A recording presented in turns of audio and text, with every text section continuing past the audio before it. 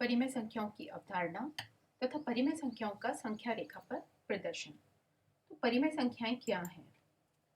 अभी तक हमने जाना, एक से लेकर अनंत तक की संख्याओं को हम प्राकृतिक संख्याएं कहते हैं। अगर जीरो भी शामिल कर ले तो उस समूह को हम पूर्ण संख्याएं कहेंगे, तथा उस समूह में अगर हम उनकी ऋणात्मक संख्याओं को भी शामिल कर लें तो उस समूह को हम पूर्णांक कहेंगे। अब अभी तक प्लस एक, अगर हम दाईं तरफ चलते हैं तो उसको हम प्लस एक कहते हैं, प्लस एक इकाई। और अगर हम एक इकाई दाहिने तरफ चलते हैं, बाईं तरफ चलते हैं, तो हम उसको माइनस एक कहते हैं। लेकिन यदि हमें सिर्फ 3/4 हिस्से को चलना है तो हम उसको क्या कहेंगे? बाईं तरफ, अगर हमने दाईं तरफ चला तो वो +3/4 हुआ, और अगर हमने उसके बाईं तरफ चला तो वो -3/4 हुआ। तो जरा देखते हैं कि ये 3/4, -3/4 या 1/2 या हाफ या माइनस हाफ क्या इन प्राकृतिक संख्याओं के समूह में है? यहाँ नहीं है, पूर्ण में भी नहीं है और पूर्णांक में भी नहीं है। इसका मतलब ये समूह पूरी तरीके से सभी संख्याओं को प्रदर्शित नहीं करता। इसलिए हमें एक बड़े समूह की ज़रूरत है, जिसके लिए हमें नए समूह को हमने क्या नाम दिया है? Rational numbers. तो ऐसी संख्याएं जिनको हम किस रूप में लिख सकते हैं? p/q के रूप में लिख सकते हैं। आप ये तो जानते हो कि 1/2 और 3/4 क्या है? भिन्न है। 1/2 को दिखाने के लिए हम ऐसे समझ सकते हैं कि किसी भी रोटी का अगर हम आधा हिस्सा कर दें तो उस हिस्से को हम आधा कहेंगे, यानी कि 1/2 कहेंगे। और यदि उसका हम 3/4 कर दें, उसके 4 बराबर हिस्सों में से 3 हिस्से ले लेते हैं, तो ये इसका 3/4 हिस्सा बन जाता है, जिसको आप भिन्न के रूप में जानते हो। यानी कि जितनी भिन्नें हैं वो भी इस परिमेय संख्याओं के समूह में आती हैं। लेकिन -3/4 को या -1/2 को हम किसी भी वस्तु के भिन्न के रूप में प्रदर्शित नहीं कर सकते। ये किसी का भी हिस्सा नहीं हो सकता। तो अब ऐसी संख्याएं जो भिन्न तो हैं लेकिन ऋणात्मक हैं, तो उन संख्याओं को हम कैसे प्रदर्शित करें? तो इन्हीं संख्याओं को हम क्या कहते हैं? परिमेय संख्याएं। अब जरा देखते हैं कि क्या सारी प्राकृतिक संख्याओं को हम परिमेय संख्याएं कह सकते हैं। तो एक को हम क्या लिख सकते हैं? 1/1। एक को अगर एक से ही भाग देंगे तो एक ही आएगा, या 2/1 दो ही है, 3/1 को भी हम 3 कह सकते हैं, 4/1 भी 4 ही है। यानी कि हम सारी प्राकृतिक संख्याओं को p/q के रूप में लिख सकते हैं। तो कह सकते हैं कि सारी प्राकृतिक संख्याएं परिमेय संख्याएं हैं। इसी तरह पूर्ण संख्याओं के समूह में भी हम सभी को बटे एक के रूप में लिख सकते हैं, यानी कि p/q के रूप में हम सभी को लिख सकते हैं। तो सारी पूर्ण संख्याएं भी परिमेय संख्याएं हैं।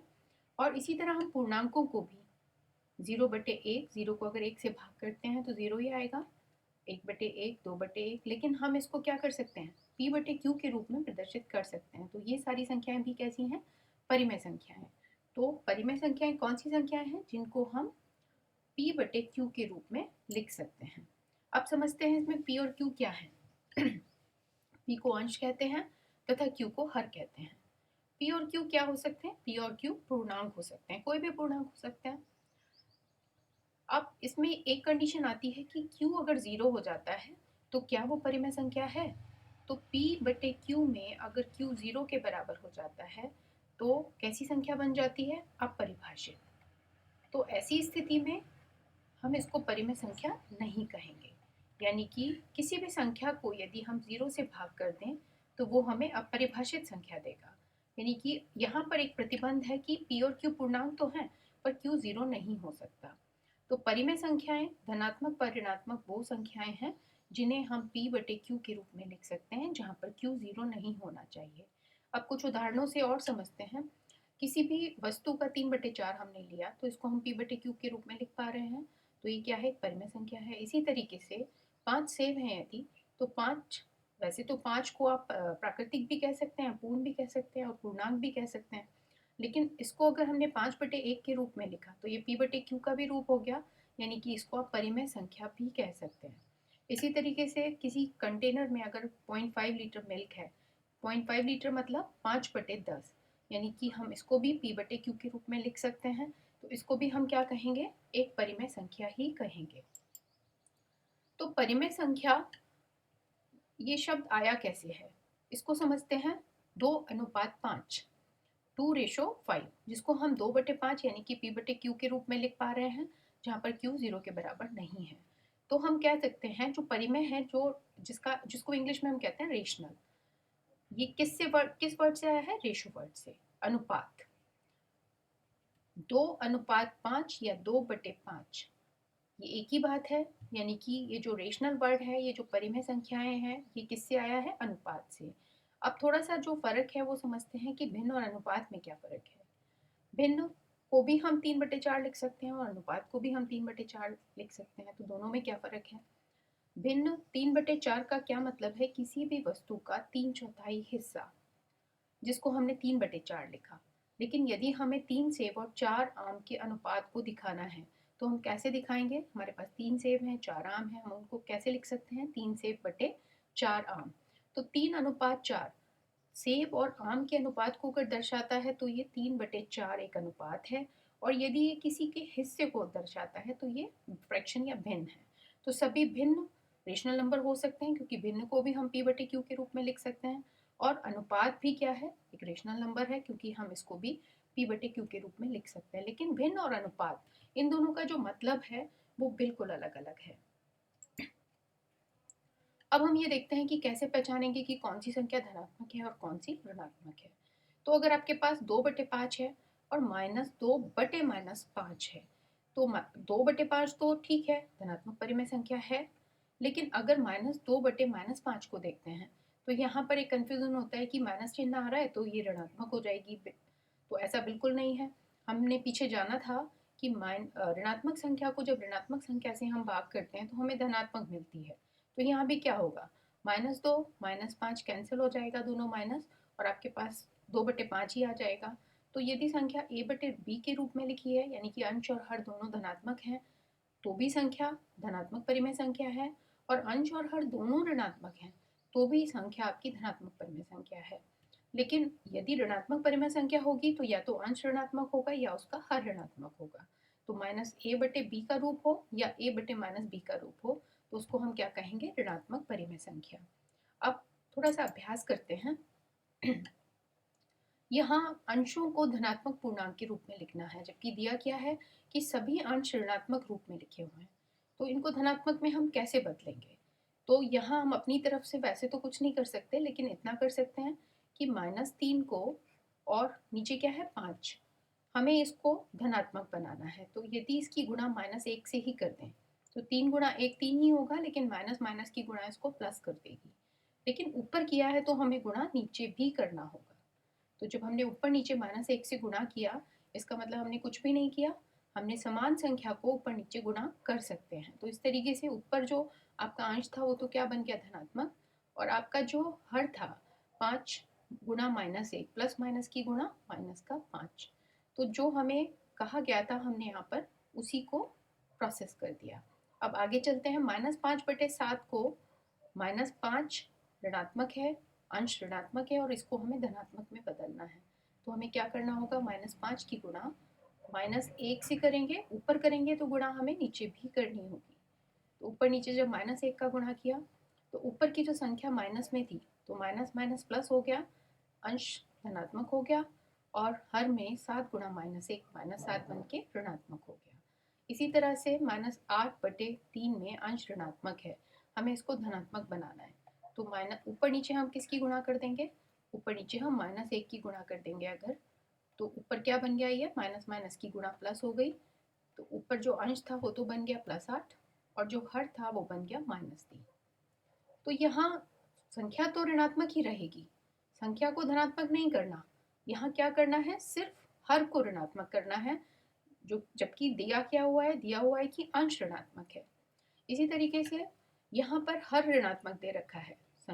हर ऋणात्मक है, इसका मतलब ये परिमेय संख्या तो ऋणात्मक ही है, लेकिन पूछा है कि हर को आपको धनात्मक पूर्णांक के रूप में रखना है, यानी कि इस हर को आपको धनात्मक करना है। तो यही जो ऊपर किया था यही प्रक्रिया हम नीचे अपनाएंगे। हमें चूंकि हर को धनात्मक करना है तो हमें नीचे क्या करना होगा? -1 से गुणा करना होगा। अगर नीचे करेंगे तो यही गुणा हमें ऊपर भी करनी होगी। तो ऊपर तो क्या हो गया? जो संख्या धनात्मक थी प्लस माइनस की गुणा से वो -4 बन गया, और नीचे माइनस माइनस की गुणा प्लस कर देगी तो यहाँ पर ये +5 हो गया। यानी कि यहाँ पर संख्या तो ऋणात्मक ही रही, लेकिन यहाँ अंश हर को हमें धनात्मक बनाना था तो हमने इस तरह से हर को धनात्मक बना दिया और अंश को ऋणात्मक बना दिया। इसी तरीके से इसमें भी हम यही करेंगे। 6 की गुणा -1 से तो नीचे भी गुणा -1 से करना होगा। तो ऊपर तो बन गया -6, जबकि नीचे 5 बन गया। इसी तरह इसको ऊपर -1 से गुणा और नीचे भी -1 से गुणा। तो यहाँ क्या होगा, जो आपका अंश है वो तो ऋणात्मक हो गया और जो हर है वो धनात्मक हो गया। तो इस तरीके से हमें अंश और हर किसी को भी हम धनात्मक या ऋणात्मक कर सकते हैं। अब समझते हैं कि संख्या रेखा पर इन संख्याओं को प्रदर्शित कैसे करते हैं, निरूपित कैसे करते हैं। तो हमें संख्या रेखा पर अगर 3/4 को निरूपित करना है तो हम क्या करेंगे, जो इसका हर है 4, हम 1 के कितने हिस्से करेंगे, 4 बराबर हिस्से करेंगे। 1, 2, 3 और एक ये 4। इसी तरीके से ऋणात्मक तरफ भी हम यही करेंगे, 1 के 4 बराबर हिस्से करेंगे जो -1 को प्रदर्शित करेगा। अब हमें दिखाना है प्लस का 3/4, तो हम किस तरफ दिखाएंगे, इसके दाईं तरफ दिखाएंगे। अब हमने ये जो किया कि 1 के हमने 4 बराबर हिस्से किए, इसमें से हमें तीसरा हिस्सा दिखाना है। तो इसका मीनिंग क्या हुआ, इसका मीनिंग हुआ ये क्या दिखाएगा, ये 1/4 दिखाएगा, यानी कि 4 हिस्सों में से एक हिस्सा। इसी तरीके से ये क्या दिखाएगा, 2/4, ये क्या दिखाएगा, 3/4 और ये क्या बन गया, 4/4, जो किसके बराबर हुआ, 1 के बराबर। तो इस तरीके से हम क्या कर सकते हैं, परिमेय संख्या को संख्या रेखा पर निरूपित कर सकते हैं। तरीका क्या है, जो हर है हम 1 को उतने बराबर हिस्सों में बांटेंगे और उसके बाद जो भी अंश दिया हुआ है हम वहीं पर अपनी संख्या रेखा पर उतनी दूरी चलते चले जाएंगे। अब चलते हैं आगे, कुछ इसी का संख्या रेखा पर प्रदर्शित करने का अभ्यास करते हैं। जैसे हमें यहाँ प्रदर्शित करना है +5/7 को, तो हमें क्या करना होगा, एक पे जाने के लिए उसके 7 बराबर हिस्से कर दिए। तो +1 किस तरह बना, ये 1/7, ये 2/7, 3/7, 4/7, 5/7, 6/7 और ये बन गया 7/7, जिसको हम 1 कह सकते हैं। तो 5/7 कहाँ पर आएगा, 1, 2, 3, 4, 5, यानी कि ये पॉइंट क्या दिखाएगा, प्लस का 5/7। इसी तरीके से -3/7 के लिए हम क्या करेंगे, चूंकि संख्या ऋणात्मक है तो हमें 0 के बाईं तरफ चलना होगा। तो 0 के बाईं तरफ हम कितने कदम चलेंगे, हमने यहाँ भी उतना ही हिस्से में डिवाइड किया है, उसको 1 को 7 हिस्सों में बांटा है। तो -3/7 का क्या मतलब हुआ, 1, 2 और 3, ये क्या बन गया, -3/7। तो इसको और अच्छे से समझने के लिए ये हिस्सा बना 1/7, ये 2/7, ये 3/7, ये 4/7, ये 5 और ये 6/7 और इस तरीके से ये 7/7 यानी कि 1 बन गया। तो ऋणात्मक तरफ भी यानी कि बाईं तरफ भी हम इसी तरीके से समझेंगे इसको। अब हम अगले उस पे आते हैं, हमें 8/7 को प्रदर्शित करना है। तो जरा यहाँ पर ध्यान से देखिए, 8/7 में यहाँ तो अंश हर से छोटा है तो ये भिन्नात्मक रूप है। अब यहाँ पर क्या है, ये यहाँ पर अंश हर से बड़ा है। तो इस 8/7 का क्या मीनिंग हुआ, जब हम 7 को 8 से भाग करेंगे तो क्या आएगा, 7 एकम 7, 1 बचा। यानी कि 8/7 का मीनिंग क्या है, एक हिस्सा तो पूरा और बाकी उसका 1/7वां हिस्सा।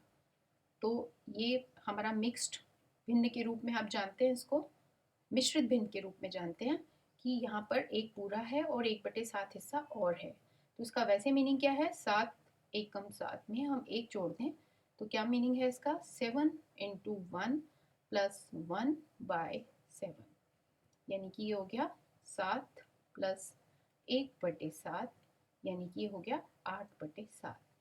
तो 8/7 एक्चुअली में क्या है, एक पूरा हिस्सा और उसके बाद उसके साथ 1/7 हिस्सा और। तो यहाँ पर हम यही करेंगे, क्योंकि प्लस का संख्या प्लस की है तो हम दाईं तरफ जाएंगे और हमें कितना चलना होगा, एक हिस्सा पूरा और उसके बाद 1/7 हिस्सा और। तो इसको हम दोनों तरीके से देखते हैं। यहाँ चलते हैं तो ये क्या हुआ, 1/7, फिर ये 2/7, 3/7, 4/7, 5/7, 8/7, 5/7, 6/7 और ये बना 7/7 और यहाँ आके हमारा बनता है जो हमें यहाँ पर प्रदर्शित करना है, दैट इज 8/7। और अगर इसको वैसे समझे तो एक हिस्सा पूरा था और बाकी एक हिस्सा पूरा होने के साथ साथ ये हिस्सा कितना था, 1/7 हिस्सा और था। तो इस तरीके से 8/7 को हम संख्या रेखा पर इस तरह प्रदर्शित कर सकते हैं। यहाँ पर जो आपका संख्या आएगी वो एक के बाद आएगी, एक और दो के बीच में आएगी, यानी कि संख्या एक से बड़ी है। और यहाँ पर जो 5/7 था, संख्या एक से छोटी थी, इसलिए एक से पहले आएगी। अब -5/7 की बात करें तो हम कहाँ जाएंगे, ये क्या है, -1/7, -2/7, -3/7, -4/7 और ये क्या हो गया, -5/7, -6/7, -7/7 जो -1 ही बन जाएगा। तो इस तरीके से जब भी हमें किसी परिमेय संख्या को संख्या रेखा पर निरूपित करना है तो हम एक के कितने हिस्से लेंगे, जो उसका हर है। उसके बाद बिल्कुल हम जैसे चलते हैं उतनी दूरी हम चलते चले जाएंगे। अब अगर हमें 11/3 को प्रदर्शित करना है तो 11/3 का मतलब क्या है, 3×9 प्लस 2/3, यानी कि 3 हिस्सा पूरा और 2/3 हिस्सा और।